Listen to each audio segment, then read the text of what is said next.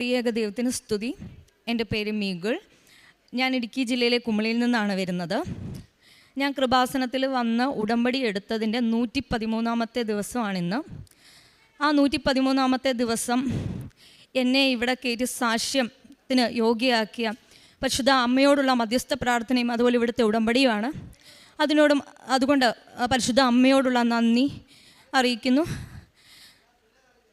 അതിനോടൊപ്പം എനിക്കിന്നിവിടെ സാക്ഷ്യം പറയാനായിട്ട് കാരണമായി തീർന്നത് എൻ്റെ ജീവിതത്തിലുണ്ടായിട്ടുള്ള സങ്കടങ്ങളും പ്രയാസങ്ങളും ദുരിതങ്ങളും ഒറ്റപ്പെടലുകളും ഒക്കെയാണ്. ഈ സഹനങ്ങളൊക്കെ എനിക്ക് തന്നത് കർത്താവായ യേശുക്രിസ്തുവാണ്. ആ യേശുക്രിസ്തു തന്ന സഹനങ്ങൾ മൂലമാണ് ഇന്ന് ഞാനിവിടെ വന്ന് സാക്ഷ്യം പറയാനായിട്ട് കാരണമായത്. ആ സഹനത്തെ പ്രതി കർത്താവായ യേശുക്രിസ്തുവിൻ്റെ നാമത്തിൽ ഞാൻ നന്ദി അറിയിക്കുന്നു. എൻ്റെ ഹസ്ബൻഡ് ദുബായിൽ എഞ്ചിനീയറായിട്ട് വർക്ക് ചെയ്യുവാണ്. 2019 മുതൽ വർക്ക് ചെയ്യുവാണ്. ഏകദേശം 4 വർഷത്തോളമായി വർക്ക് ചെയ്യുന്നുണ്ടെങ്കിൽ പോലും ഞാനും എറണാകുളത്ത് വർക്ക് ചെയ്യുന്നുണ്ട്. പക്ഷേ ഞങ്ങൾക്ക് ഒരുപാട് സാമ്പത്തികമായിട്ടുള്ള ബുദ്ധിമുട്ടുകളുണ്ട്. അതുപോലെ തന്നെ ഞങ്ങളുടേതൊരു ലവ് മാരേജ് ആയിരുന്നു. ഞങ്ങൾ യാക്കോബായ സമുദായത്തിൽപ്പെട്ടവരാണ്. സെയിം സമുദായക്കാരാണെങ്കിൽ പോലും കല്യാണം ഉറപ്പിച്ചതിന് ശേഷം സാമ്പത്തികത്തിൻ്റെ കാര്യങ്ങൾ പറഞ്ഞും അതുപോലെ ഞാൻ ഇടുക്കിയിൽ ഒരു ഗ്രാമപ്രദേശത്ത് താമസിക്കുന്ന എന്നെ ഒരു പട്ടണത്തിലോട്ട് കല്യാണം കഴിഞ്ഞ് വരുമ്പം എൻ്റെ മാതാപിതാക്കളുടെ രീതികളും എൻ്റെ രീതികളും തന്നെ നാട്ടുമ്പുറത്തുകാരുടെ രീതികളൊക്കെ ആയിരുന്നു. അപ്പോൾ അതുമായിട്ട് എൻ്റെ ഭർത്തൃ വീട്ടുകാർക്ക് പൊരുത്തപ്പെട്ടു പോകാനായിട്ടുള്ള അവരെയും കുറ്റം പറഞ്ഞിട്ട് കാര്യമില്ല. അവർ ജീവിച്ച സാഹചര്യവും ഞങ്ങൾ ജീവിച്ച സാഹചര്യവും തമ്മിൽ ഒരുപാട് വ്യത്യാസങ്ങളൊക്കെ ഉണ്ടായിരുന്നു. അതുപോലെ സാമ്പത്തികമായിട്ട് നല്ല അന്തരം ഉണ്ടായിരുന്നു. അപ്പോൾ കല്യാണത്തിന് മുമ്പ് തന്നെ 2 വീട്ടുകാരും തമ്മിൽ കുറേ അസ്വസ്ഥതകളുണ്ടായിരുന്നു. പക്ഷേ ഈ അസ്വസ്ഥതകളുടെയൊക്കെ ചോദ്യമുന എന്നിലേക്കാണ് വന്നത്. ഹസ്ബൻഡിൻ്റെ കുറ്റപ്പെടുത്തലുകൾ, ഭർത്തൃ വീട്ടുകാരുടെ കുറ്റപ്പെടുത്തലുകൾ, എൻ്റെ വീട്ടുകാരുടെ കുറ്റപ്പെടുത്തലുകൾ. അങ്ങനെ ഈ കഴിഞ്ഞ 4 വർഷത്തോളമായിട്ട് 2019 ഫെബ്രുവരിയിലാണ് എൻ്റെ കല്യാണം ഉറപ്പിക്കുന്നത്. ആ സമയം തൊട്ട് ഈ ഉടമ്പടി എടുക്കുന്ന നാൾ വരെ ഞാൻ എല്ലാവരുടെയും കുറ്റപ്പെടുത്തലുകളും പരിഹാസങ്ങളും എല്ലാ ഭാഗത്തു നിന്ന് ഏറ്റ് സങ്കടപ്പെട്ട് കഴിയുന്നൊരവസ്ഥയിലാണ് ഞാൻ കഴിഞ്ഞു പോയിക്കൊണ്ടിരുന്നത്. ചില അവസരങ്ങളൊക്കെ ദൈവത്തോട് ഞാൻ മുട്ടിപ്പായിട്ട് പ്രാർത്ഥിക്കുമായിരുന്നു. ചില അവസരങ്ങളിൽ ദൈവത്തോട് എനിക്ക് ഭയങ്കരമായിട്ട് ദേഷ്യം വരുമായിരുന്നു. എന്തിനെന്നോട് ഇങ്ങനെയൊക്കെ ചെയ്തു എന്ന് പറഞ്ഞ് ഒരുപാട് തവണ അങ്ങനെയൊക്കെ ചോദിച്ചിട്ടുണ്ട്. അങ്ങനെ ഇരിക്കുന്ന സമയത്താണ് ഒരു 3 വർഷം മുമ്പ് ഈ ലൈറ്റ് എ ക്യാൻഡിൽ റിക്വസ്റ്റ് എന്ന് പറഞ്ഞിട്ട് ഒരു പ്രെയർ റിക്വസ്റ്റിനെ കുറിച്ച് എൻ്റെ ഫ്രണ്ട് പറഞ്ഞു. നിർഭാഗ്യവശാൽ എൻ്റെ ആ ഫ്രണ്ട് ഇന്ന് ജീവിച്ചിരിപ്പില്ല. അവളുടെ ഗർഭാവസ്ഥയിൽ 8ാമത്തെ മാസം അവൾക്ക് ക്യാൻസർ ഡിറ്റക്റ്റ് ചെയ്തു. അതിനുശേഷം 1 വർഷം കഴിഞ്ഞപ്പോൾ അവൾ മരിച്ചുപോയി. അവളാണ് എന്നോട് ഈ കൃപാസനത്തെക്കുറിച്ച് പറയുന്നത്. അവൾക്ക് അസുഖം വന്ന സമയത്തുമെല്ലാം അവൾ പ്രാർത്ഥിക്കുമായിരുന്നു. അപ്പോഴും ഞാൻ വിചാരിച്ചു അവൾ പ്രാർത്ഥിച്ച് സൗഖ്യപ്പെടാത്ത ദൈവത്തെ ഞാൻ എന്തിനു വിളിക്കുന്നു എന്നാണ് ഞാൻ വിചാരിച്ചത്.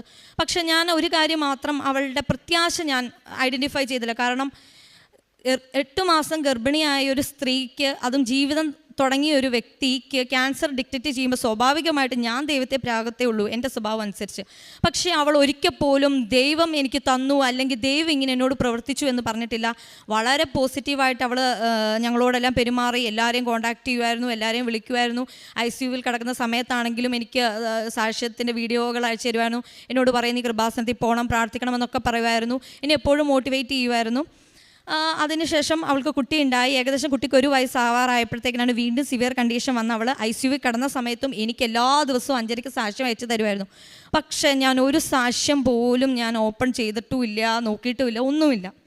അതിനിടയ്ക്കാണ് അവൾക്ക് ക്യാൻസർ സീരിയസ് ആയി. അവൾ ഇനി തിരിച്ചു വരില്ല എന്നുള്ളൊരു സ്റ്റേജ് വന്ന് എനിക്ക് മനസ്സിലായി. കഴിഞ്ഞ വർഷം ഒക്ടോബർ മാസത്തിൽ എനിക്ക് എല്ലാവരും പറഞ്ഞു അവൾ ഇനി ഒരു തിരിച്ചുവരവ് ഉണ്ടാവില്ല. അപ്പോൾ ആ സമയത്ത് അവളുടെ പപ്പയുടെ സഹോദരനോട് ഞാൻ പറഞ്ഞു, എനിക്ക് അവളുടെ അവസാന നിമിഷങ്ങൾക്ക് മുമ്പ് എനിക്ക് 3 ദിവസമെങ്കിലും എനിക്ക് അവളുടെ കൂടെ താമസിക്കണമെന്ന് പറഞ്ഞു. എനിക്ക് അവളുടെ കൂടെ അവസാനമായിട്ട് ചിലവഴിക്കാൻ കിട്ടുന്ന സമയമാണ്, അതുകൊണ്ട് എനിക്ക് അവളുടെ കൂടെ താമസിക്കണമെന്ന് പറഞ്ഞു. അങ്ങനെ അവസാന സ്റ്റേജിൽ രാജഗിരിയിൽ നിന്ന് അഡ്മിറ്റ് ആക്കിയിട്ട് അവളെ ഇടുക്കിയിലെ വീടിനടുത്തുള്ള ഹോസ്പിറ്റലിലേക്ക് കൊണ്ടുപോയി. അപ്പോൾ അവളുടെ പാപ്പൻ എന്നെ വിളിച്ചിട്ട് പറഞ്ഞു, ഇവിടെ വന്ന് നിന്നോ, ഇനി എത്ര ദിവസം ഉണ്ടെന്ന് അറിയില്ല എന്ന് പറഞ്ഞു. ഞാനങ്ങനെ 3 ദിവസം അവളോടൊപ്പം പോയി ചിലവഴിച്ചു. ആ സമയത്തും അവൾക്ക് ഭയങ്കര പ്രത്യാശയായിരുന്നു. ഞാൻ ഓർത്തിൻ്റെ ദൈവമേ ഇവളെന്താ ഇങ്ങനെയൊക്കെ സംസാരിക്കുന്നത്, തിരിച്ചു വരുമെന്നുള്ള പ്രത്യാശയെ തന്നെ നിന്നു. ആ ഹോസ്പിറ്റലിൽ എല്ലാ ദിവസവും മാസ് ഉണ്ട്. 5:30 ആകുമ്പോഴത്തേക്കിന് മാസ് തുടങ്ങി ഒരു 6:15 സമയമൊക്കെ ആകുമ്പോഴത്തേന് കുർബാന വരും. അപ്പം ഞാൻ കുറേ 2.5 വർഷമൊക്കെ കൂടിയാണ് കുമ്പസാരിക്കുന്നത്, കുർബാന കൊള്ളുന്നതൊക്കെ. അപ്പം ഞാൻ കിടന്നുറങ്ങുമ്പം ഇവൾ രാവിലെ എന്നെ വിളിച്ചിട്ട് പറയും, മരിക്കാൻ പോകുന്നൊരു രോഗിയാണെന്ന് ഓർക്കണം, എന്നെ വിളിച്ചിട്ട് പറയും, നീ എഴുന്നേക്ക്, നീ എന്താണ് കുർബാന അനുഭവിക്കാത്ത, നീ എന്താണ് ഇങ്ങനെ കിടക്കുന്നത്, നീ ഇങ്ങനെ നടന്നോ കേട്ടോ. എന്നിട്ട് എപ്പോഴും എന്നോട് ഇങ്ങനെ പറയുമായിരുന്നു. അങ്ങനെ അവൾ കുർബാന കൊള്ളും, ഞാൻ അവിടെ ജസ്റ്റ് കുർബാന വരുന്ന സമയത്ത് എഴുന്നേറ്റ് നിൽക്കും. അങ്ങനെ മാത്രമേ ഉണ്ടായിരുന്നുള്ളൂ. അങ്ങനെ 2-3 ദിവസം കഴിഞ്ഞു. ഞാനൊരു തിങ്കളാഴ്ച തിരിച്ചു പോന്നു. തിരിച്ചു പോന്നു. അത് കഴിഞ്ഞിട്ട് വന്ന വ്യാഴാഴ്ച അവൾ മരിച്ചു. വളരെ പ്രത്യാശയിൽ തന്നെയാണ് അവൾ ഈ ലോകത്തുനിന്ന് വേർപെട്ട് പോയത്. അതിനുശേഷം എൻ്റെ മനസ്സിൽ എപ്പോഴും വളരെ ഒരു സങ്കടം കിടപ്പുണ്ടായിരുന്നു. എൻ്റെ മാനസാന്തരത്തിന് വേണ്ടിയിട്ട് അവൾക്ക് ഭയങ്കര ആഗ്രഹമായിരുന്നല്ലോ. എനിക്കത് അവൾ ജീവിച്ചിരിക്കുന്ന സമയത്ത് ഞാൻ ദൈവത്തിങ്കിലേക്ക് തിരിയാനായിട്ട് എനിക്ക് പറ്റിയില്ലല്ലോ എന്നുള്ളൊരു സങ്കടമൊക്കെ ഉണ്ടായിരുന്നു. പക്ഷെ അതൊക്കെ ഞാനങ്ങ് മറന്നുപോയി. അങ്ങനെ ഇരിക്കുന്ന സമയത്താണ് അവൾ മരിച്ച മാസം തന്നെ എൻ്റെ ഹസ്ബൻഡിനൊരു ജോലി കിട്ടി. അതിൻ്റെ ഇടയ്ക്ക് ഞാൻ ഹസ്ബൻഡുമായിട്ട് സാമ്പത്തികമായിട്ടുള്ള എൻ്റെ തർക്കങ്ങളൊക്കെ ഉണ്ടായിരുന്നു. വേറെ പ്രശ്നങ്ങളൊക്കെ ഒന്നുമില്ലായിരുന്നു. പക്ഷേ അതിൻ്റെ ഇടയ്ക്ക് ചെറിയ ചെറിയ തർക്കങ്ങളൊക്കെ വരുമ്പം എൻ്റെ കസിനോട് ഞാനിങ്ങനെ പറയും. അപ്പോൾ അവൾ ഇവിടെ വന്ന് ഉടമ്പടി എടുത്തിട്ടുണ്ട്. അവൾക്ക് ഒരുപാട് സാക്ഷ്യങ്ങളൊക്കെ ഉണ്ടായിട്ടുണ്ട്. അപ്പം ഞാൻ പറയും, എടി കൃപാസനത്തിൽ എനിക്ക് വിശ്വാസമില്ല. കാരണം അവിടുത്തെ എന്തൊക്കെ ട്രോള് വീഡിയോകളൊക്കെ കാണുന്നുണ്ട്. എനിക്കതിലൊന്നും വിശ്വാസമില്ല. പക്ഷേ മാതാവിൽ എനിക്ക് വിശ്വാസമാണ്. അപ്പം അവൾ എന്നോട് പറഞ്ഞു, അങ്ങനെയാണ് നീ ഇവിടെ ഇരുന്ന് പ്രാർത്ഥിക്കാൻ പറഞ്ഞു. പക്ഷേ പിന്നെ ഞാൻ വിചാരിക്കുന്ന പോകാമെന്ന് വിചാരിച്ചിരിക്കും. പിന്നെ കുറേ തടസ്സങ്ങൾ വരും. അങ്ങനെ പോകാതൊക്കെ ഇരുന്നു. അങ്ങനെ ആ സമയത്ത് ഹസ്ബൻഡിന് ഒക്ടോബർ മാസത്തിൽ ജോലി ശരിയായി. അപ്പോൾ പഴയ കമ്പനി 2 മാസം നോട്ടീസ് പീരീഡ് സെർവ് ചെയ്യണമായിരുന്നു.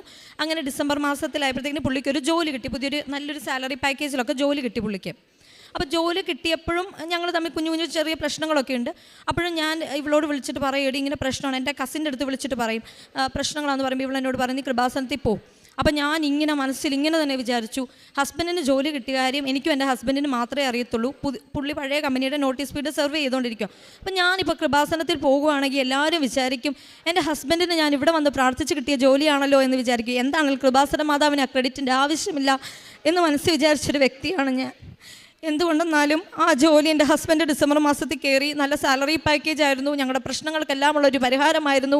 സുന്ദര സ്വപ്നമായൊരു ജീവിതം കണ്ടാണ് ഞങ്ങൾ ആ ജോലിയിലേക്ക് അദ്ദേഹം കയറിയത്.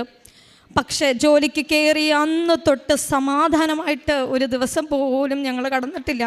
അതുപോലെ മെൻ്റൽ ടോർച്ചറിങ് ആയിരുന്നു. മാനസികമായിട്ട് എൻ്റെ ഹസ്ബൻഡ് ഒരുപാട് പ്രശ്നങ്ങൾ.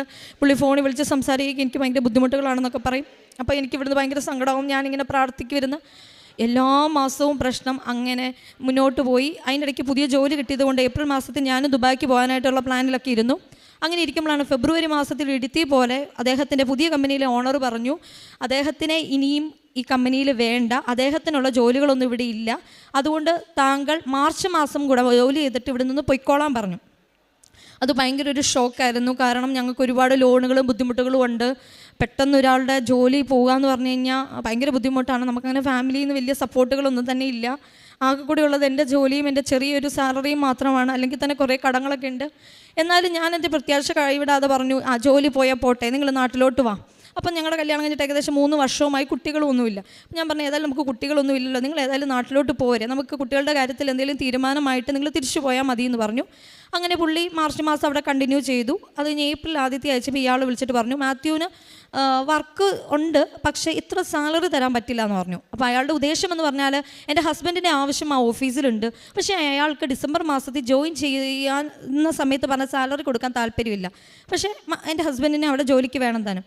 അപ്പം പെട്ടെന്ന് ഒരു കമ്പനി കയറിയിട്ട് ഇറങ്ങുക എന്ന് പറഞ്ഞാൽ എൻ്റെ ഹസ്ബൻഡിനെ സംബന്ധിച്ച് ബുദ്ധിമുട്ടാണ്. പിന്നീട് ഒരു കമ്പനി ഗൾഫ് കൺട്രീസിൽ ഷോർട്ട് ടൈം സർവീസ് ഉള്ള ഒരു ആൾക്ക് പെട്ടെന്നൊരു കമ്പനിയിൽ പിന്നെ ജോലി കിട്ടത്തില്ല. അതുകൊണ്ട് എൻ്റെ ഹസ്ബൻഡ് പറഞ്ഞു, സാലറി കുറവാണെങ്കിലും സാരമില്ല, ഞാനിവിടെ കണ്ടിന്യൂ ചെയ്തോളാം എന്ന് പറഞ്ഞു. അങ്ങനെ പുള്ളി 3-4 ദിവസം കൂടെ വർക്ക് ചെയ്ത് കഴിഞ്ഞപ്പോഴത്തേക്കിന് ഏകദേശം അവിടെ വർക്ക് കുറഞ്ഞ സമയമായിരുന്നു അത്. അപ്പോൾ പുള്ളി ചോദിച്ചു, ഞാൻ 10 ദിവസത്തേക്ക് നാട്ടിലോട്ട് പോയിക്കോട്ടേയും ചോദിച്ചു. അങ്ങനെ പുള്ളി നാട്ടിൽ വന്നു. അപ്പോൾ നാട്ടിൽ വന്നപ്പോൾ എനിക്ക് സന്തോഷമായി. കാരണം ഇത്തവണെങ്കിലും ഒരു കുഞ്ഞുണ്ടാവുമല്ലോ എന്ന് വിചാരിച്ചു. പുള്ളി ദുഃഖവെള്ളിയാഴ്ചയാണ് വന്നത്. ദുഃഖവെള്ളിയാഴ്ച വന്നു. അങ്ങനെ 1 മാസം നിന്നു. അപ്പോൾ ജോലി പോയാൽ എന്താ, അല്ലെങ്കിൽ ജോലി അവിടെ ഉണ്ട്, പോയതും പോകുന്നൊരവസ്ഥയായിരുന്നു. എന്നാലും തിരിച്ചു ചെല്ലുമ്പോൾ കിട്ടുമായിരിക്കും എന്നുള്ളൊരു ചെറിയ പ്രതീക്ഷ ഞങ്ങൾക്കുണ്ടായിരുന്നു. എന്നാലും കുട്ടിയായിരുന്നു ഞങ്ങളുടെ മെയിൻ ഒരിത്. അങ്ങനെ ഏപ്രിൽ മാസത്തിൽ വന്നു. പക്ഷേ അപ്രതീക്ഷിതമായിട്ട് മെയ് മാസത്തിൽ ഞാൻ ചെക്ക് ചെയ്തപ്പോൾ ഞാൻ പ്രഗ്നൻ്റ് അല്ല. അതെന്നെ എന്നെ സംബന്ധിച്ച് ഭയങ്കര ഷോക്കായിപ്പോയി. ഞാനിരുന്ന് ആലോചിച്ചപ്പം 4 കൊല്ലമായിട്ട് ഹസ്ബൻഡിൻ്റെ കൂടെ എനിക്ക് അധികം ഒന്നും നിൽക്കാൻ പറ്റിയിട്ടില്ല. കാരണം പുള്ളി ലീവിന് വരും, പെട്ടെന്ന് പോകും. ഒരു തവണ വരുമ്പോൾ വീട് പണിയായിരുന്നു. അങ്ങനെ കുറേ ബുദ്ധിമുട്ടുകൾ. പിന്നെ ഞങ്ങൾക്ക് 2 പേർക്ക് പറയത്തക്ക നല്ല ജോലിയില്ല, സാമ്പത്തികമായിട്ട് ബുദ്ധിമുട്ട്. വീട്ടിലാണെങ്കിൽ കല്യാണം നടന്നതിൻ്റെ പ്രശ്നങ്ങളൊക്കെ ഉള്ളതുകൊണ്ട് 2 വീട്ടുകാരും തമ്മിൽ. അപ്പം ഞാൻ ദൈവത്തോട് പ്രാർത്ഥിച്ച, എൻ്റെ ദൈവമേ, എനിക്ക് പ്രതീക്ഷ വെക്കാനായിട്ട് എൻ്റെ ലൈഫിൽ ഒന്നുമില്ലല്ലോ, ഇനി എന്നെ സഹായിക്കാനും ആരുമില്ല. അങ്ങനെ ഞാൻ 2ഉം കൽപ്പിച്ച് ഞാൻ കൃപാസനത്തിൽ, എനിക്ക് ഒരു പിടിവള്ളിയും ഇല്ല, എൻ്റെ ലൈഫ് സ്പോയിലായ അവസ്ഥയിൽ ഞാൻ 0 ആയിട്ട് കരഞ്ഞ് തളർന്നാണ് മെയ് മാസം 3-ാം തീയതി എൻ്റെ ഹസ്ബൻഡിനോട് പോലും പറയാതെ ഞാനിവിടെ വന്നത്. ഞാനൊരു പള്ളിയിൽ പോകാമെന്ന് മാത്രമേ പറഞ്ഞുള്ളൂ. കാരണം കൃപാസനം എന്ന് പറയുമ്പോൾ പുള്ളി ആദ്യം ചെയ്യുന്നത്, പുള്ളിക്കൊരു സ്വഭാവമുണ്ട്, ഗൂഗിളിൽ സെർച്ച് ചെയ്യും. ചിലപ്പോൾ ആദ്യം കിട്ടുന്ന ഒരു ട്രോൾ വീഡിയോ ആണെങ്കിൽ എൻ്റെ മനസ്സ് അപ്പം തന്നെ മടുപ്പിക്കും. പക്ഷേ അതുകൊണ്ട് ഞാൻ മിണ്ടിയില്ല. ഞാനിവിടെ വന്ന് പ്രാർത്ഥിച്ചു. ഇവിടെ വന്ന് ഇനിയിപ്പോൾ ആദ്യം തന്നെ പത്രം തന്നു. അപ്പം ഞാൻ വിചാരിച്ചു എൻ്റെ ദൈവം ഇനി പത്രം കൊടുക്കണം. അത് കഴിഞ്ഞ് മുകളിൽ ചെന്നപ്പോൾ ക്ലാസ്, അതിലും ഞാൻ എങ്ങനെയോ കുറേ നേരം ശ്രദ്ധിച്ചിരുന്നു, കുറേ നേരം ഇരുന്ന് ഉറങ്ങി. എന്നിട്ട് ഞാൻ വിചാരിച്ചു എൻ്റെ ദൈവം ഇതൊക്കെ അറിയുമായിരുന്നെങ്കിൽ ഞാൻ ഇങ്ങോട്ട് വരികയല്ല, എനിക്കിതൊന്നും ചെയ്യാൻ പറ്റുമെന്ന് എനിക്ക് തോന്നുന്നില്ല. അങ്ങനെ ഞാൻ ഒരു തരത്തിൽ ഉടമ്പടി കംപ്ലീറ്റ് ചെയ്തു പോയ വഴിക്കും ഞാൻ വിചാരിച്ചു ദൈവമേ ഞാൻ എങ്ങനെ വീട്ടിൽ പോയി പ്രാർത്ഥിക്കും. അദ്ദേഹത്തിൻ്റെ വീട്ടിൽ കുടുംബ പ്രാർത്ഥനയില്ല, അദ്ദേഹത്തെ സൺഡേ സ്കൂൾ പഠിപ്പിച്ചിട്ടില്ല, കുർബാനകൾ പങ്കെടുപ്പിച്ചിട്ടില്ല, സ്വർഗ്ഗസ്നായ ഞങ്ങളുടെ പിതാവേ പോലുമില്ല. ഇതൊക്കെ പഠിപ്പിച്ച എന്നെ ഈ ഒരു വിശ്വാസത്തേക്ക് അല്ലെങ്കിൽ ഈ ഒരു കുടുംബത്തിലേക്ക് വന്നതിന് ശേഷം ഞാനും ദൈവവിശ്വാസത്തിൽ ഇല്ലാതായി. ഞാനും വല്ല കാലത്ത് കുർബാനയിൽ പോവും, ഞാനും പ്രാർത്ഥിക്കുന്ന ആ ഒരു അവസ്ഥയെ ഞാൻ ഓർത്തെൻ്റെ ദൈവമേ ഞാൻ എങ്ങനെ വന്നിരുന്നു ഇവിടെ നിന്ന് പ്രാർത്ഥിക്കും, ഇവിടെ വരണ്ടായിരുന്നു എന്നൊക്കെ പറഞ്ഞുകൊണ്ടാണ് പോയത്. അങ്ങനെ ഞാൻ അവിടെ ചെന്നു. ബസ് സ്റ്റോപ്പിൽ നിന്ന് എൻ്റെ ഹസ്ബൻഡ് എന്നെ വിളിച്ചുകൊണ്ട് പോയ സമയത്താണ് കൃപാസനത്തെക്കുറിച്ച് പറഞ്ഞത്. ഞാൻ പറഞ്ഞു നമുക്ക് പ്രാർത്ഥിക്കാനൊക്കെ തുടങ്ങണം. അപ്പോൾ പുള്ളി ഒരു നിരീശ്വരവാദി ടൈപ്പാണ്, ഒരിക്കലും പ്രാർത്ഥന ഇല്ല. ഞാൻ ക്രിസ്തുവിനെക്കുറിച്ച് ഒരു തവണ ഇന്നാൾ പറഞ്ഞു ക്രിസ്തു ഒരു മരപ്പണിക്കാരനല്ലേ, അത് നമ്മളെപ്പോലെ സാധാരണക്കാരനായി ജീവിച്ച ഒരു വ്യക്തിയല്ലേ, ഇതിൽ ഒരു പ്രപഞ്ച ശക്തി മാത്രമേ ഉള്ളൂ, അല്ലാതെ ദൈവം എന്ന് പറയുന്ന ഒരു ഇതില്ല എന്ന് പറഞ്ഞ വ്യക്തിയാണ് എൻ്റെ ഭർത്താവ്. അപ്പം ഞാൻ അവിടെ ചെന്നപ്പം ഇതൊക്കെയാണ് എൻ്റെ മനസ്സിലുണ്ടായിരുന്നത്. അങ്ങനെ ഞാൻ അവിടെ ചെന്നു, കുളിച്ച് ബാത്റൂമിൽ നിന്ന് ഇറങ്ങിയ സമയത്ത് എൻ്റെ ആദ്യത്തെ സാക്ഷ്യം എന്ന് പറയുന്നത് അവിശ്വാസിയായിരുന്ന എൻ്റെ ഭർത്താവ് കട്ടിലിൽ ബൈബിള് വായിച്ചുകൊണ്ടിരിക്കുന്നതാണ് കണ്ടത്. അദ്ദേഹത്തോട് ആരും പറഞ്ഞില്ല. പക്ഷേ മാതാവ് അവിടെ ഉടമ്പടി എടുത്ത് ഞാൻ പ്രാർത്ഥിക്കാൻ തുടങ്ങിയിട്ട് പോലുമില്ല. ആ സമയത്ത് അവിശ്വാസിയായ എൻ്റെ ഹസ്ബൻഡ് വിശ്വാസത്തിലേക്ക് വന്നു, പ്രാർത്ഥിക്കാൻ തുടങ്ങി. കല്യാണം കഴിഞ്ഞ് 4 വർഷങ്ങൾക്കിപ്പുറം ഞങ്ങൾ ആ ബെഡിൽ ഇവിടുന്ന് കൊണ്ടുപോയി മെഴുകുതിരി കത്തിച്ച് വെച്ച് ഞങ്ങളെ കൈകൾ ചേർത്ത് പിടിച്ച് പ്രാർത്ഥിച്ചു. ജീവിതത്തിലെ ആദ്യത്തെ അനുഭവമായിരുന്നു അത്. അതിനുശേഷം അദ്ദേഹത്തിന് ഈ 9-ാം തീയതി 3-ാം തീയതി ഞാൻ ഉടമ്പടി എടുത്തു. 9-ാം തീയതി ഡ്രൈവിംഗ് ലൈസൻസിന് അപ്ലൈ ചെയ്തു. കുറേ വർഷങ്ങളായിട്ട് അദ്ദേഹത്തിന് പല തടസ്സങ്ങളായിരുന്നു, ഡ്രൈവിംഗ് ലൈസൻസ് എടുക്കാൻ പറ്റുന്നില്ലായിരുന്നു. അങ്ങനെ 9-ാം തീയതി പുള്ളി ഡ്രൈവിംഗ് ലൈസൻസിന് അപ്ലൈ ചെയ്തപ്പോൾ ഒരു ചലഞ്ച് ഉള്ളത്, ലേണേഴ്സ് പാസ്സായി 1 മന്ത് കംപ്ലീറ്റ് ചെയ്താലേ നമുക്ക് ടെസ്റ്റിന് അപ്ലൈ ചെയ്യാൻ പറ്റത്തുള്ളൂ. അപ്പോൾ എൻ്റെ ഹസ്ബൻഡ് പറഞ്ഞു എടി ചിലപ്പോൾ ഇയാൾ തിരിച്ചു വിളിക്കുകയാണെങ്കിൽ എനിക്ക് പോകേണ്ടി വരും, എനിക്ക് ടെസ്റ്റിന് അറ്റൻഡ് ചെയ്യാൻ പറ്റുമെന്ന് തോന്നില്ല. അപ്പോൾ ഞാൻ പറഞ്ഞു കുഴപ്പമില്ല, ചിലപ്പോൾ അത് കഴിഞ്ഞിട്ടായിരിക്കും ഇയാൾ വിളിക്കുന്നത്, എന്തായാലും നിങ്ങൾ കൊടുക്കാൻ പറഞ്ഞു. അങ്ങനെ അദ്ദേഹം ലേണേഴ്സ് പാസ്സായി, 9-ാം തീയതി പാസ്സായി. അടുത്ത ജൂൺ 9 വരെ അദ്ദേഹത്തിന് വെയിറ്റ് ചെയ്യേണ്ടിയിരുന്നു. അങ്ങനെ അതങ്ങ് കഴിഞ്ഞു. അതിനുശേഷം പിന്നെ ഈ കമ്പനിയിൽ നിന്ന് അദ്ദേഹത്തെ തിരിച്ചു വിളിക്കുന്നില്ല. സാധാരണഗതിയിൽ ഒരു എംപ്ലോയി നാട്ടിൽ പോയി കഴിഞ്ഞാൽ അവർ തിരിച്ചു വിളിക്കുന്ന ഡേറ്റ്. അപ്പം ഇയാളൊരു തീരുമാനം പറയുന്നില്ല. ഞാൻ വീണ്ടും മാതാവിനോട് പ്രാർത്ഥിച്ചു, മാതാവേ അദ്ദേഹത്തിൻ്റെ ജോലിയിലൊരു തീരുമാനം നൽകണമെന്ന് പറഞ്ഞ് പ്രാർത്ഥിച്ചു. അങ്ങനെ പ്രാർത്ഥിച്ചതിൻ്റെ ഫലമായിട്ട് പഴയ ഓണർ വിളിച്ചിട്ട് പറഞ്ഞു ജൂൺ 14-ാം തീയതി തിരിച്ചു വന്നോളാൻ പറഞ്ഞു. അങ്ങനെ എൻ്റെ ഹസ്ബൻഡ് ജൂൺ 14-ാം തീയതിക്ക് പോകാൻ ടിക്കറ്റ് എടുത്തു. ആ സമയത്താണ് ജൂൺ 14-ാം തീയതി ടിക്കറ്റ് എടുത്തു. അപ്പോൾ എൻ്റെ ഹസ്ബൻഡ് പറഞ്ഞു എടി എന്താണെങ്കിലും 14-ാം തീയതിത്തേക്ക് ടിക്കറ്റ് എടുത്തു. ജൂൺ 9-ാം തീയതിക്കും 14-ാം തീയതിക്കും ഇടയ്ക്ക് എനിക്ക് ഡ്രൈവിംഗ് ടെസ്റ്റിനൊരു ഡേറ്റ് കിട്ടത്തില്ല, കിട്ടിയാലും എനിക്ക് കിട്ടുമെന്നൊന്നും തോന്നുന്നില്ല. അപ്പോൾ ഞാൻ പറഞ്ഞു മാതാവിനോട് പ്രാർത്ഥിക്ക്. അങ്ങനെ 9-ാം തീയതി കഴിഞ്ഞ് വീണ്ടും പുള്ളി ടെസ്റ്റിന് അപ്ലൈ ചെയ്തപ്പം ദൈവാനുഗ്രഹം എന്ന് പറയട്ടെ 13-ാം തീയതി ചൊവ്വാഴ്ച അദ്ദേഹത്തിന് ടെസ്റ്റിനുള്ള ഡേറ്റ് കിട്ടി. അങ്ങനെ പോകുന്നതിന് മുമ്പ് ഞാൻ തലയിൽ ഇവിടുന്ന് തന്നുവിട്ട തൈലം തേച്ച് കുരിശു വെച്ച് ഞങ്ങൾ രണ്ടും ഒരുമിച്ച് ഇന്ന് പ്രാർത്ഥിച്ച് അദ്ദേഹം ടെസ്റ്റിന് പോയി. അദ്ദേഹം 4 വീലറും 2 വീലറും ടെസ്റ്റ് പാസ്സായി. അതിനുശേഷം അദ്ദേഹം ദുബായിക്ക് തിരിച്ചുപോയി. ദുബായിക്ക് ചെന്ന സമയത്ത് ഞങ്ങൾക്ക് ഓൾറെഡി ഒരു 1 lakh rupees അവിടുത്തെ ഓണർ തരാനുണ്ടായിരുന്നു. അവിടെ ചെന്നപ്പോൾ അയാൾ ഭയങ്കര പ്രശ്നം ഉണ്ടാക്കി. നിങ്ങളുടെ സാലറി കുറവായിട്ടുള്ള ഇതിലാണ് ഇനി വർക്ക് ചെയ്യിക്കാൻ പോകുന്നത്. അപ്പോൾ ആ പുതിയ എഗ്രിമെൻറ്റ് കോൺട്രാക്റ്റ് നിങ്ങൾ സൈൻ ചെയ്താൽ മാത്രമേ നിങ്ങളുടെ മാർച്ച് മാസത്തിലെ പിടിച്ചു വെച്ചിരിക്കുന്ന സാലറി തരാൻ പറ്റത്തുള്ളൂ. അപ്പോൾ ഇദ്ദേഹം ഇവിടുന്ന് പോയ സമയത്ത് ഏകദേശം ഒരു 2,30,000 രൂപയുടെ കടം ഉണ്ടായിരുന്നു. അപ്പോൾ ഈ 1 ലക്ഷം രൂപ നമുക്ക് കിട്ടാനുണ്ടല്ലോ, അപ്പോൾ തന്നെ കുറച്ച് നമുക്ക് സമാധാനമല്ലോ എന്ന് വിചാരിച്ചാൽ ചെന്നേ. അപ്പോഴത്തേനും അവിടെ ചെന്ന് പറഞ്ഞു കോൺട്രാക്റ്റ് സൈൻ ചെയ്യണം. അപ്പോൾ അവിടുത്തെ കോൺട്രാക്റ്റ് എന്നൊക്കെ പറഞ്ഞാൽ നമുക്ക് എന്തെങ്കിലും ഒരു ട്രാപ്പ് ഉണ്ടാവും. അപ്പോൾ ഞാൻ പറഞ്ഞു, അതിൻ്റെ ഹസ്ബൻഡ് ഭയങ്കര ടെൻഷൻ. അപ്പോൾ ഞാൻ പറഞ്ഞു മാതാവ് നോക്കിക്കോളും, നിങ്ങൾ നോക്കിക്കോ, ഒരു കോൺട്രാക്റ്റ് പോലും ഇല്ലാതെ അയാൾ നിങ്ങൾക്ക് പൈസ തരും, ഇല്ലെങ്കിൽ നിങ്ങൾ കണ്ടോളാൻ പറഞ്ഞു. അങ്ങനെ ഹസ്ബൻഡ് പറഞ്ഞു ഇല്ലടി അങ്ങനെയൊന്നുമില്ല, അയാൾ തരത്തില്ല, നിനക്ക് അയാളുടെ സ്വഭാവം അറിയത്തില്ല. അപ്പോൾ ഞാൻ ഹസ്ബൻഡിനോട് ദേഷ്യപ്പെട്ടിട്ട് പറഞ്ഞു നാളിതുവരെ നിങ്ങൾ ജീവിച്ചിട്ട് നിങ്ങളുടെ മെറിറ്റിൽ ആശ്രയിച്ചിട്ട് നിങ്ങൾക്ക് എന്തെങ്കിലും നേടാൻ പറ്റിയിട്ടുണ്ടോ എന്ന് ചോദിച്ചു. ഫെയ്ത്ത് എന്ന് പറയുന്നത് നിങ്ങളുടെ ജീവിതത്തിൽ വേണം, ഫെയ്ത്ത് ഇല്ലാതെ നിങ്ങൾക്കൊന്നും ചെയ്യാൻ പറ്റത്തില്ല എന്ന് പറഞ്ഞ് ഞാൻ ഹസ്ബൻഡിനോട് ദേഷ്യപ്പെട്ടു. അപ്പോഴും പറഞ്ഞു ഇല്ല അത് അയാൾ തരില്ല, കോൺട്രാക്റ്റ് ഒപ്പിടാതെ. ഞാൻ പറഞ്ഞു എനിക്ക് വിശ്വാസമുണ്ട്, എനിക്ക് ഫെയ്ത്ത് ഉണ്ട്, ഞാൻ എൻ്റെ മെറിറ്റിലല്ല ആശ്രയിക്കുന്നതെന്ന് പറഞ്ഞു. അങ്ങനെ ഇരുന്ന സമയത്ത് 2 ദിവസങ്ങൾക്ക് ശേഷം ഈ കോൺട്രാക്റ്റ് ഒപ്പിടാതെ പൈസ തരത്തില്ലെന്ന് പറഞ്ഞ വ്യക്തി 1 lakhൽ ഞങ്ങൾക്ക് 75,000 രൂപ മാത്രം തന്നു.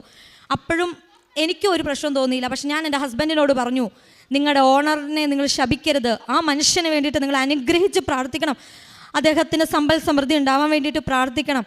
ചിലപ്പോൾ നമ്മുടെ ഈ 25,000 രൂപ കൊണ്ടായിരിക്കും ആ മനുഷ്യൻ രക്ഷപ്പെടാൻ പോകുന്നത്. ആ മനുഷ്യന് വേണ്ടിയിട്ട് നിങ്ങൾ അനുഗ്രഹിച്ച് പ്രാർത്ഥിക്കണം, അദ്ദേഹം അതെങ്കിലും നമുക്ക് തന്നല്ലോ എന്ന് പറഞ്ഞു. അങ്ങനെ ആ മനുഷ്യൻ 75,000 രൂപ തന്നു. അങ്ങനെ കടന്നുപോയി. ഒരു 4-5 ദിവസം കഴിഞ്ഞപ്പോൾ എൻ്റെ മൊബൈലിലേക്ക് ദുബായിൽ നിന്നൊരു കോൾ വന്നു. ഒരു ലേഡിയാണ് സംസാരിച്ചത്. എനിക്ക് ഇംഗ്ലീഷ് നന്നായിട്ട് സംസാരിക്കാനൊന്നും അറിയില്ല. പെട്ടെന്ന് മിസ്റ്റർ മാത്യു ജോസഫ് എന്ന് പറഞ്ഞപ്പോൾ എനിക്ക് പെട്ടെന്ന് മനസ്സിലായി എൻ്റെ ഹസ്ബൻഡിൻ്റെ പേരാണല്ലോ, എൻ്റെ ഹസ്ബൻഡിനെ തിരക്കി വിളിക്കുന്നതാണെന്ന് എനിക്ക് മനസ്സിലായി. ഞാൻ പെട്ടെന്ന് എൻ്റെ കാശ് രൂപ എൻ്റെ കഴുത്തിലുണ്ടായി. ഞാൻ മുറുകെ പിടിച്ചിട്ട് പറഞ്ഞു, എൻ്റെ മാതാവ് എന്നെ സഹായിക്കണമേ എന്ന് പറഞ്ഞു. അപ്പോൾ ആ ലേഡി എന്നോട് പറഞ്ഞു, ഇമീഡിയറ്റ് ആയിട്ട് നിങ്ങളുടെ ഹസ്ബൻഡിനോട് തിരിച്ച് വിളിക്കാൻ പറയണം, നിങ്ങളുടെ ഹസ്ബൻഡിൻ്റെ ദുബായിലുള്ള നമ്പർ വിളിച്ചിട്ട് കിട്ടുന്നില്ല എന്ന് പറഞ്ഞു. ഞാൻ പെട്ടെന്ന് വേറെ കൂടുതലൊന്നും ചോദിച്ചില്ല, ഉള്ള ഇംഗ്ലീഷിലൊക്കെ പറഞ്ഞിട്ട് ഞാൻ ഹസ്ബൻഡിനെ വിളിച്ചിട്ട് പറഞ്ഞു, പെട്ടെന്ന് നിങ്ങൾ വിളിക്കണം, ഒരു ലേഡി വിളിച്ചിട്ടുണ്ട്, മിസ്സസ് മോണിക്ക എന്നാണ് അവരുടെ പേരെന്ന് പറഞ്ഞു. അങ്ങനെ എൻ്റെ ഹസ്ബൻഡ് പെട്ടെന്ന്, അപ്പോൾ ആൾക്ക് ഇവിടുന്ന് പോയപ്പോൾ ഫോൺ റീചാർജ് ചെയ്യാനുള്ള പൈസ പോലും ഇല്ലാതെയാണ് പുള്ളി പോയത്. പുള്ളി പെട്ടെന്ന് ഒരു ഫ്രണ്ടിൻ്റെ നമ്പറിൽ നിന്ന് അവരെ വിളിച്ചപ്പോൾ പറഞ്ഞു അതൊരു ഇൻ്റർവ്യൂ കോളായിരുന്നു. നാളിതുവരെ എൻ്റെ ഹസ്ബൻഡിന് എൻ്റെ നമ്പർ എങ്ങനെ കൊടുത്തു എന്നറിയത്തില്ല. എൻ്റെ ഹസ്ബൻഡിൻ്റെ ഇൻ്റർവ്യൂ കോള് ഇന്ത്യയിൽ താമസിക്കുന്ന എൻ്റെ മൊബൈലിലേക്കാണ് വന്നത്. സാധാരണഗതിയിൽ അദ്ദേഹത്തിൻ്റെ നമ്പർ കൊടുത്ത് അദ്ദേഹത്തെ വിളിച്ചിട്ട് കിട്ടിയില്ലെങ്കിൽ ഒരിക്കലും ഒരു HR മറ്റൊരു നമ്പറിലേക്കും വിളിക്കത്തില്ല. അതുപോലെ ഇന്ത്യയിലുള്ള ഒരു നമ്പറിലേക്ക് അവർ ഒരിക്കലും വിളിക്കില്ല. അവരെൻ്റെ നമ്പറിലേക്കാണ് വിളിച്ചത്. അപ്പോൾ ഞാൻ അറിഞ്ഞു ഇത് ഇൻ്റർവ്യൂ കോളാന്ന് പറഞ്ഞപ്പോൾ ഞാൻ പറഞ്ഞു ഇത് മാതാവ് കൊണ്ടു തന്നതാണ്, നിങ്ങൾ പ്രാർത്ഥിച്ച് പ്രിപ്പയർ ചെയ്തിട്ട് പോകണമെന്ന് പറഞ്ഞു. അങ്ങനെ ഞാനും അദ്ദേഹം രാത്രിയിലൊന്ന് പ്രാർത്ഥിച്ചു. അതിന് മുമ്പ് അദ്ദേഹം ദുബായിക്ക് പോകുന്നതിന് ഒരു 2 വീക്സ് മുമ്പ് എൻ്റെ മനസ്സിനെ ഒരാൾ ഭയങ്കരമായിട്ട് ശല്യപ്പെടുത്തുവാണ്. നിങ്ങളുടെ ഹസ്ബൻഡിന് നിങ്ങളൊരു ഫോർമൽ ഡ്രസ്സ്, ഇൻ്റർവ്യൂവിന് അറ്റൻഡ് ചെയ്യാനായിട്ടുള്ള ഒരു ഫോർമൽ ഡ്രസ്സ് നിങ്ങളെടുത്ത് കൊടുത്ത് വിടണമെന്ന് പറഞ്ഞാൽ എന്നെ ഡിസ്റ്റർബ് ചെയ്യുക. അപ്പം തന്നെ ഞങ്ങൾ സാമ്പത്തികമായിട്ട് നല്ല ബുദ്ധിമുട്ടായി. ബന്ധുക്കളോട് പറയാൻ ഞങ്ങൾക്ക് നാണക്കേട്. ഒരു ഡ്രസ്സ് മേടിക്കാൻ പോലെയുള്ള പൈസ ഇല്ലാത്ത ഗതികെട്ട അവസ്ഥയിലാണ് ഞങ്ങൾ നിന്നുകൊണ്ടിരുന്നത്. അപ്പോഴും തലേന്നും ഡ്രസ്സ് മേടിച്ചില്ല. എന്നാൽ ഡ്രസ്സില്ലാതെ ഇങ്ങനെ പോകട്ടെ എന്ന് ഞാൻ വിചാരിച്ചു. രാത്രിയിൽ എനിക്ക് ഉറങ്ങാൻ പറ്റുന്നില്ല. രാത്രിയിൽ തന്നെ ഞാൻ എൻ്റെ ഫ്രണ്ടിനെ വിളിച്ചിട്ട് പൈസ മേടിച്ചിട്ട് ഞാൻ ഇദ്ദേഹം പോകുന്നതിന് അന്ന് രാവിലെ ഇദ്ദേഹത്തെ വിട്ടിട്ട് ഞാൻ പറഞ്ഞു, നിങ്ങൾ ആരെ കൊന്നിട്ടാണെങ്കിലും വേണ്ടിയല്ല, നിങ്ങൾ ഡ്രസ്സില്ലാതെ നിങ്ങൾ ഇവിടുന്ന് ഫ്ലൈറ്റ് കയറി പോയില്ല എന്ന് പറഞ്ഞു. അങ്ങനെ എൻ്റെ ഹസ്ബൻഡ് പോയി ഡ്രസ്സ് മേടിച്ചുകൊണ്ട് പോയി. അപ്പോൾ ഈ ഇൻ്റർവ്യൂവിൻ്റെ കോള് വരുന്നത് വൈകിട്ടാണ്. അദ്ദേഹത്തിന് സത്യം പറഞ്ഞാൽ നല്ലൊരു ഡ്രസ്സ് ഇൻ്റർവ്യൂവിന് ഇട്ടുകൊണ്ട് പോകുന്നില്ലായിരുന്നു. ഇവിടുന്ന് ഞാൻ അദ്ദേഹത്തെ കൊണ്ട് എടുപ്പിച്ച ഡ്രസ്സും ഇട്ടുകൊണ്ടാണ് അദ്ദേഹം ഇൻ്റർവ്യൂവിന് പോയത്. ഇൻ്റർവ്യൂ കഴിഞ്ഞപ്പോൾ എന്നോട് പറഞ്ഞു, എടി ഈ ഡ്രസ്സിന് പോലും അവിടെ മാർക്കുണ്ട്, ഏറ്റവും വെൽ ഡ്രസ്ഡ് ആയിട്ടാണ് ഞാൻ പോയത്, ഫസ്റ്റ് ലെവൽ പാസ്സായപ്പോൾ തന്നെ പറഞ്ഞു ഈ ഡ്രസ്സ് ഇട്ടത് കൊണ്ട് തന്നെ എനിക്ക് അവിടെ ഫുൾ മാർക്ക് കിട്ടിയിട്ടുണ്ട്. അതുപോലെ സെക്കൻഡ് ലെവൽ വന്നു, പുള്ളി പാസ്സായി. അങ്ങനെ ഇവിടുന്ന് പോയി 1 മാസം തികഞ്ഞപ്പോഴത്തേന് പുള്ളിക്ക് ജോലിയായി. അപ്പോൾ ഗൾഫ് കൺട്രീസിലൊക്കെ വർക്ക് ചെയ്തവർക്കറിയാം, പ്രോപ്പറായിട്ടുള്ള നോട്ടീസ് പീരീഡ് സെർവ് ചെയ്യാതെ ഒരിക്കലും അവർ റിലീവിങ് ലെറ്റർ കൊടുക്കില്ല. അപ്പം അങ്ങനെ ഇരുന്നപ്പോൾ ഞാൻ വീണ്ടും പ്രാർത്ഥിച്ചു. പ്രാർത്ഥനയ്ക്ക് ശേഷമാണ് റെസിഗ്നേഷൻ ലെറ്റർ മെയിൽ ചെയ്ത് കൊടുക്കുന്നത്. മെയിൽ ചെയ്ത് കൊടുത്ത സമയത്ത് ഈ പഴയ ഓണർ ഒരു ചോദ്യം പോലും ചോദിച്ചില്ല, റെസിഗ്നേഷൻ അപ്രൂവ് ചെയ്തു. മാത്യുവിനോട് പറഞ്ഞു, നിങ്ങൾ മൺഡേ മോർണിംഗ് ഓഫീസിലേക്ക് വാ, നിങ്ങളുടെ വിസ ക്യാൻസൽ ചെയ്യാനുള്ള പ്രോസസ്സുകൾ ഞാൻ ക്ലിയർ ആക്കി തരാമെന്ന് പറഞ്ഞു. അപ്പോൾ ഇതിന് മുമ്പാണെങ്കിൽ 3 വർഷം വർക്ക് ചെയ്ത കമ്പനിയിൽ 2 മാസം നോട്ടീസ് പീരീഡ് സെർവ് ചെയ്തിട്ടാണ് അദ്ദേഹത്തിന് റിലീവിംഗ് ലെറ്റർ കൊടുത്തത്. ഈ കമ്പനിയിലാണെങ്കിൽ നിങ്ങൾ ഓർക്കണം, 2 വർഷത്തെ വിസ ഓൾറെഡി പഴയ ഓണർ പൈസ കൊടുത്തെടുത്തിട്ടിരിക്കുകയാണ്. വെറും 6 മാസമാണ് വർക്ക് 6 മാസത്തിൽ ആകെ പുള്ളി വർക്ക് ചെയ്തത് 4 മാസമാണ്. സത്യം പറഞ്ഞാൽ ആ ഓണർക്ക് ഒരുപാട് ലോസുകളും വന്നിട്ടുണ്ട്. എന്നിട്ട് പോലും അയാൾ ഒന്നും ചോദിക്കാതെ അത് ക്യാൻസൽ ചെയ്ത് കൊടുത്തു. അതെല്ലാം ഞാൻ മാതാവിനോട് മുട്ടിപ്പായിട്ട് പ്രാർത്ഥിച്ചതിൻ്റെ ഫലമായിട്ടാണ് പെട്ടെന്ന് ക്യാൻസൽ ചെയ്ത് കൊടുത്തത്. ഇയാൾ ക്യാൻസൽ ചെയ്ത് കൊടുത്തു. ഒരു അതെല്ലാം എൻ്റെ ലൈഫിലെ എല്ലാ സാക്ഷ്യങ്ങളും നടന്നിട്ടുള്ള ചൊവ്വാഴ്ച ദിവസമാണ്. അങ്ങനെ ചൊവ്വാഴ്ച ദിവസം വിസ പഴയ കമ്പനിയുടെ എല്ലാ പേപ്പർ വർക്കുകളും കംപ്ലീറ്റ് ആയി. പുതിയ കമ്പനിക്കാരുമായിട്ട് കോൺടാക്ട് ചെയ്തു. അപ്പോഴും അടുത്ത ഇഷ്യൂ എന്ന് പറയുന്നത് നയാ പൈസയില്ല, പുതിയ കമ്പനിക്കാർ അക്കോമഡേഷനും തന്നിട്ടില്ല, പഴയ കമ്പനിക്കാർ നാളെ തന്നെ ഇറങ്ങുകയും വേണം. അപ്പോൾ എൻ്റെ ഹസ്ബൻഡ് പറഞ്ഞു, എടി ഞാൻ ഈ ബാഗ് സാധനങ്ങളുമായിട്ട് എങ്ങോട്ട് പോയി, എൻ്റെ നയാ പൈസ പോലും ഇല്ല, പോകാനുള്ള ഒരു അവസ്ഥയില്ല, ബാഗെങ്കിലും വെക്കാനായിട്ട് ഈ ഓണർ എനിക്കൊരു സമയം തരുവാണെങ്കിൽ കൂട്ടുകാരൻ്റെ കൂടെ പോയി നിൽക്കുക, ഈ ബാഗിൽ ലഗേജ് ചുമന്ന് പോകാൻ അതിന് അല്ലെങ്കിൽ ടാക്സിക്ക് പൈസ കൊടുക്കണം, എൻ്റെ പൈസയൊന്നുമില്ല എന്ന് പറഞ്ഞു.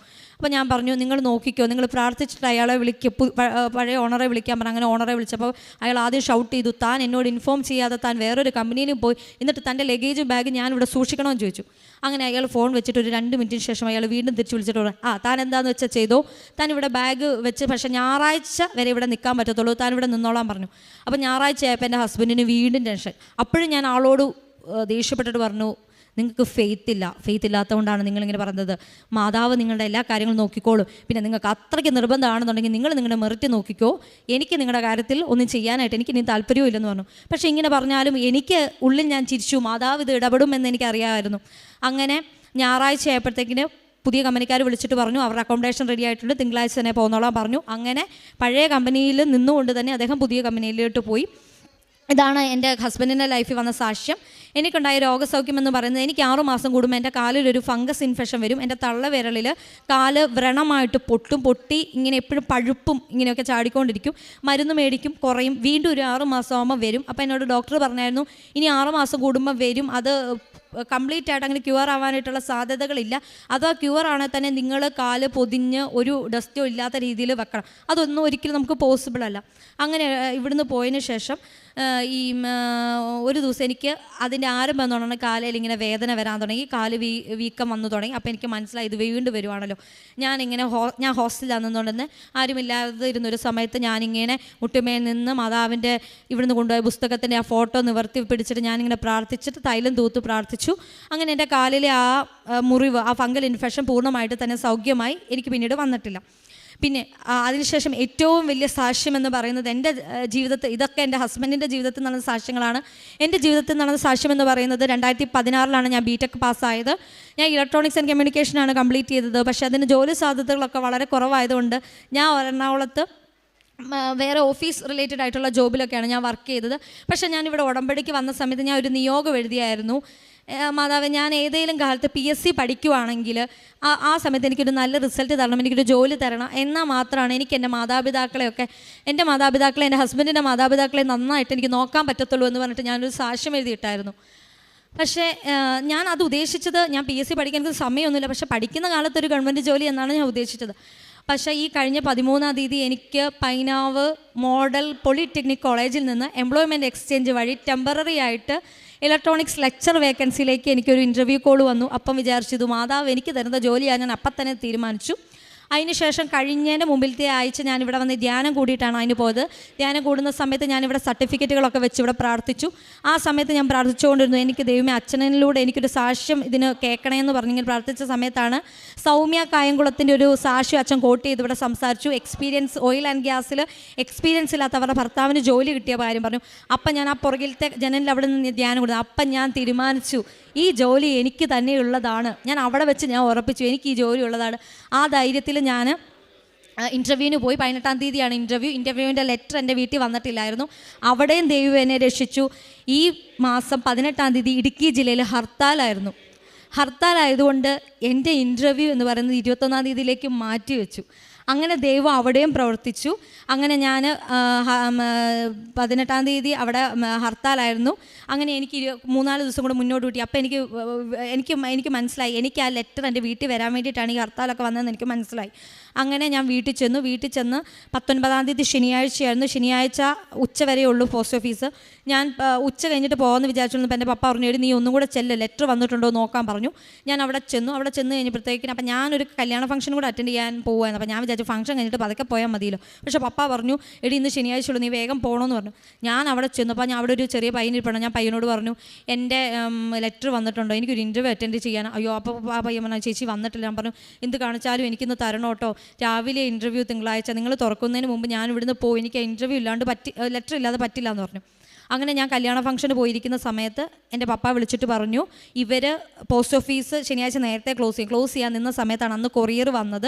സാധാരണ ആ സമയത്തൊക്കെ കൊറിയർ വരുമ്പോൾ അവർ അതെടുത്ത് വെക്കുകയേ ചെയ്യത്തുള്ളൂ, അല്ലാതെ അത് ക്ലയൻറ്റിന് ഡിസ്ട്രിബ്യൂട്ട് ചെയ്യാനൊന്നും അവർ നോക്കാറില്ല.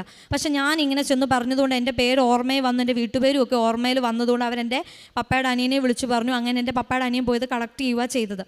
അതിനുശേഷം ഞാൻ ഇൻ്റർവ്യൂവിന് അറ്റൻഡ് ചെയ്തു. 7ഓളം കാൻഡിഡേറ്റ്സ് ഉണ്ടായിരുന്നു. അതിൽ ടീച്ചിങ് എക്സ്പീരിയൻസ് ഉള്ള 3-4 പേരുണ്ടായിരുന്നു. ഇതിൽ യാതൊരു എക്സ്പീരിയൻസ് ഇല്ലാത്തതും മെറിറ്റിൽ അവരെക്കാളൊക്കെ മാർക്ക് കുറവായിട്ടുള്ള വ്യക്തിയും ഈ BTechൽ 4-5 സപ്ലി ഉണ്ടായി. അത് പാസ് ഔട്ട് ആകുന്നതിന് മുമ്പ് ക്ലിയർ ചെയ്തു. പക്ഷേ ഒരു സപ്ലി പോലും ഇല്ലാതെ ക്ലിയർ ചെയ്ത് നല്ല മാർക്കുള്ള കാൻഡിഡേറ്റ്സ് ഒക്കെ ആയിരുന്നു അവർ. അപ്പോൾ ഇൻ്റർവ്യൂവിന് പോകുന്ന അന്ന് രാവിലെ ഒരു 4:30 തൊട്ട് എനിക്ക് വൊമിറ്റിങ്, അതുകൊണ്ട് വയറിന് ഭയങ്കര പ്രശ്നങ്ങളൊക്കെ ആയിരുന്നു. എപ്പോഴും വൊമിറ്റ് ചെയ്തുകൊണ്ടിരിക്കുന്നത്. അപ്പോഴും ഞാൻ വിചാരിച്ചു, ഈ ജോലി എനിക്ക് തന്നെയുള്ളതാണ്, എനിക്കുള്ള സാക്ഷ്യമാണിതെന്ന് എനിക്ക് മനസ്സിലായി. അങ്ങനെ ഒരു തരത്തിലാണ് എൻ്റെ ബ്രദർ എന്നെ ഇൻ്റർവ്യൂവിന് അറ്റൻഡ് ചെയ്യിക്കാൻ കൊണ്ടുപോയത്. അവിടെ ഇരുന്നപ്പോഴും ഞാൻ പോയ വഴിക്കുമെല്ലാം ഞാൻ അച്ഛൻ്റെ ധ്യാനം, സാക്ഷ്യങ്ങൾ, പ്രാർത്ഥനകൾ മാത്രമാണ് കേട്ടോ. ഇടയ്ക്ക് മാത്രം ഇച്ചിരി ടോപ്പിക്കൊക്കെ നോക്കുമായിരുന്നു. അവിടെ ചെന്ന് 7 കാൻഡിഡേറ്റ്സ് ഉണ്ടായിരുന്നു. കോളേജിലോട്ട് കയറുന്നതിന് മുമ്പ് ഞാൻ ഉപ്പ് ആരും ചവിട്ടാത്തൊരു സ്ഥലത്തിട്ടിട്ട് ഞാൻ പറഞ്ഞു, ഹിതമുണ്ടെങ്കിൽ എനിക്ക് ഈ ജോലി തരണമെന്ന് പറഞ്ഞ് ഞാൻ പോയി എൻ്റെ സർട്ടിഫിക്കറ്റിലെല്ലാം കുരിശുരൂപം വരച്ചു. ഞാൻ ഇൻ്റർവ്യൂവിന് അറ്റൻഡ് ചെയ്തു. അതിന് മുമ്പ് എക്സാം ഉണ്ടായിരുന്നു. 25 ക്വസ്റ്റ്യൻ ഉണ്ടായിരുന്നു. 25-ൽ ഒരു ക്വസ്റ്റ്യൻ പോലും എനിക്കറിയത്തില്ലായിരുന്നു. ഞാൻ എൻ്റെ എഞ്ചിനീയറിംഗ് കാലയളവിൽ പഠിച്ചിട്ടുള്ളതായ യാതൊരു ബന്ധമുള്ള ഒരു കാര്യം പോലും ഇല്ലായിരുന്നു.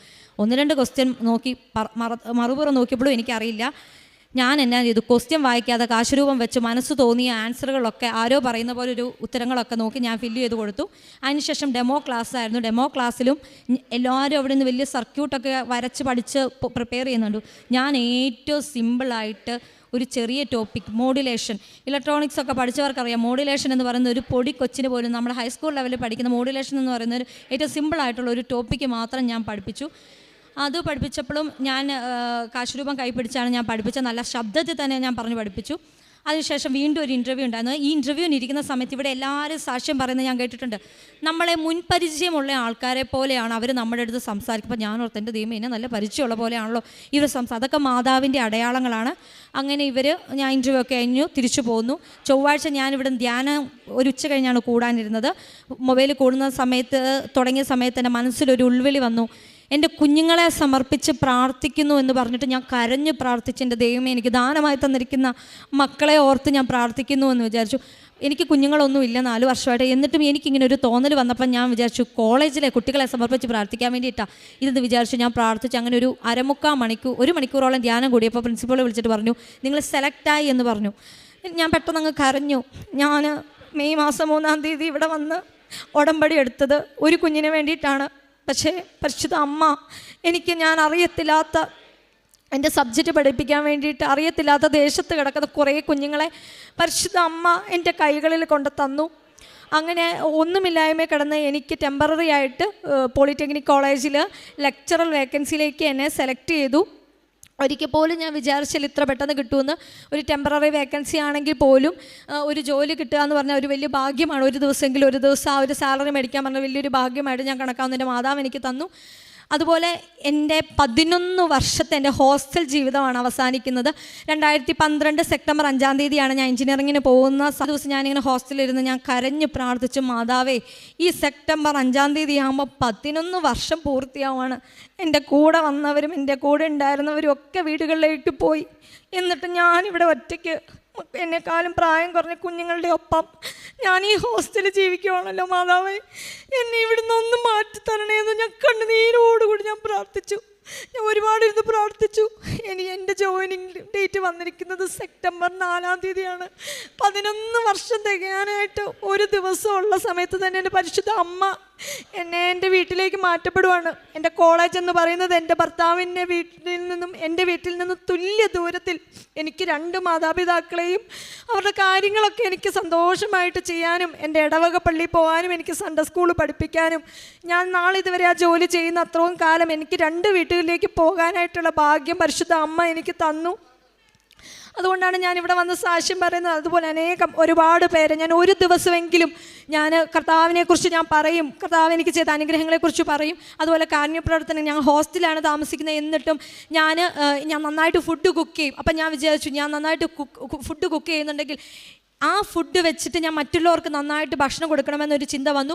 എൻ്റെ വീട്ടിലൊരു അതിഥി വരുമ്പോൾ ഞാൻ എത്ര നന്നായിട്ട് ഫുഡ് ഉണ്ടാക്കുന്നു അത്രയും നന്നായിട്ട് ഞാൻ ഫുഡ് ഉണ്ടാക്കി ഞാൻ പൊതിച്ചോറുകൾ കൊണ്ട് കൊടുക്കുമായിരുന്നു. പിന്നെ ഡിസബിൾ ആയിട്ടുള്ള കുട്ടികളുടെ അനാഥ മന്ദിരങ്ങൾ ഞാൻ സന്ദർശിക്കുമായിരുന്നു. അവിടെ പോയി ശുശ്രൂഷ ചെയ്തിട്ടുണ്ട്. പിന്നെ മൊബൈലിലൂടെ ഒക്കെ വരുന്ന സഹായങ്ങൾക്ക് ഞാൻ ചെയ്യുമായിരുന്നു. അതിൽ കുറേ പേരുടെ ഒക്കെ നമ്പറുകളൊക്കെ സേവ് ചെയ്തിട്ട് അവർക്ക് വചനങ്ങളൊക്കെ അയച്ചു കൊടുക്കും. അവരോട് ഞാൻ സംസാരിക്കും. ക്യാൻസർ പേഷ്യൻസ് ആയിട്ടുള്ള കുട്ടികളെ ആശ്വസിപ്പിക്കും. പിന്നെ വചനങ്ങളൊക്കെ എല്ലാവർക്കും അയച്ചു കൊടുക്കും. പിന്നെ എന്നാൽ കഴിയുന്ന മരുന്ന് മേടിക്കാനും അതുപോലെ ചികിത്സാ സഹായങ്ങളും പിന്നെ എന്നാൽ കഴിയുന്ന എല്ലാ സഹായങ്ങളും ഒരു മടിയും കൂടാതെ ദൈവനാമത്തിൽ എനിക്ക് ചെയ്യാൻ പറ്റുന്നുണ്ട്. ഇത്രയുമാണ് എൻ്റെ ജീവിതത്തിൽ നടന്ന്. ഇതിലും ഒരുപാട് ഇവിടെ പറയാൻ പറ്റുന്നതും പറയാൻ പറ്റത്തില്ലാത്തതുമായ ഒരുപാട് സാക്ഷ്യങ്ങൾ എൻ്റെ ജീവിതത്തിൽ നടന്നിട്ടുണ്ട്. ഈ കാര്യങ്ങളെയൊക്കെ പ്രതി പരിശുദ്ധ അമ്മയ്ക്കും കർത്താവായ യേശു ക്രിസ്തുവിൻ്റെ നാമത്തിൽ ഞാൻ നന്ദി അറിയിക്കുന്നു. ദൈവം അവരുടെ കണ്ണുകളിൽ നിന്ന് കണ്ണുനീർ തുടച്ചു നീക്കും.